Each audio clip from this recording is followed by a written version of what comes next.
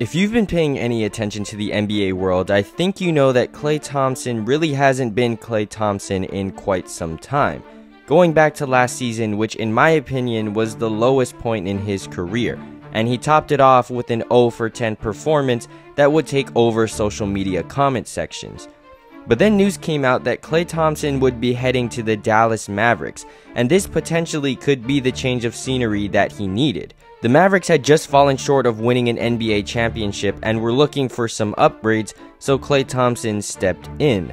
But there was still a trending narrative that posed the question of which Klay Thompson would be arriving in Dallas, the one that couldn't hit a shot in an elimination game, or a newly refreshed one that's ready to contribute to a winning team. And after the 3 preseason games that he played in, I think the answer to that question was still up in the air, especially after House of Highlights uploaded a video of Klay going 0 for 9. But then the regular season started. The Mavericks' first game was against Victor Wembanyama and the San Antonio Spurs, and I'm sure every Mavericks fan wanted to know how Klay Thompson would perform. And well, it's going to come in for Irving in the corner. Klay Thompson! Klay 3 good! As he surveys and finds Thompson 3 good! Klay's got the stroke! Yeah, Klay Thompson had a very good game and was fitting in with Luka and Kyrie perfectly.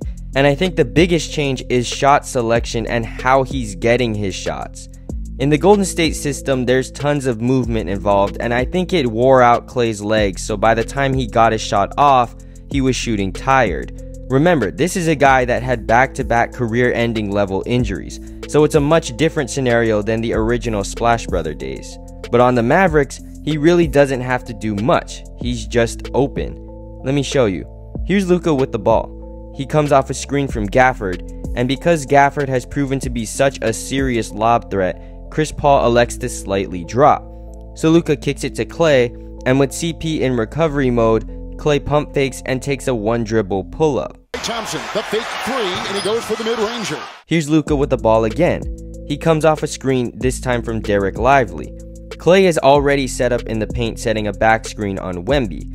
As Luka comes off, he forces Klay's defender to pick up, while Sohan tries to recover. Now Wemby is guarding Klay, but when Lively rolls, Wemby picks him up instead. Now Klay is left with no defenders even near him. All day to fire! And here's Luka one more time. Very similar set. Pick and roll up top and Klay in the paint. However, this time, instead of Klay setting a back screen, he just fades out. Because Wemby is playing in deep drop coverage, Luka becomes wide open, forcing Keldon Johnson to pick him up, leaving Klay open again.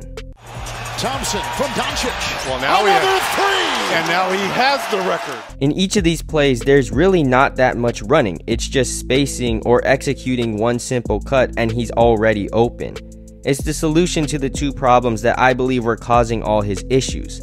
He's not taking bad shots because he never really got a chance to. However, I'm sure the Mavericks are fine with an occasional Klay chuck. But I'm not entirely sold on Klay just yet. After all, this was just one game and it happened to be against the Spurs, who aren't the greatest team in the world, but that's not really my concern. My real concern is that even though last season wasn't the best for Klay, he still did have some games where he was shooting well and was actually playing good. And then there were other times where he was shooting the Warriors out of a game. So it's hard to tell right now if this is just one of those good games for Klay, or if this is going to be a consistent theme throughout the season. But with the help of Luka and Kyrie drawing all the attention away, I can definitely see this working out well. We're just gonna have to wait and see. But the record for most debut 3s by a Maverick ain't a bad start. But anyways guys, what did you think about Klay Thompson's Maverick debut? Do you think this is going to be an accurate representation of the whole season, or is it still a little too early to make that conclusion? Let me know in the comments down below, and I'll catch y'all in the next one. Peace.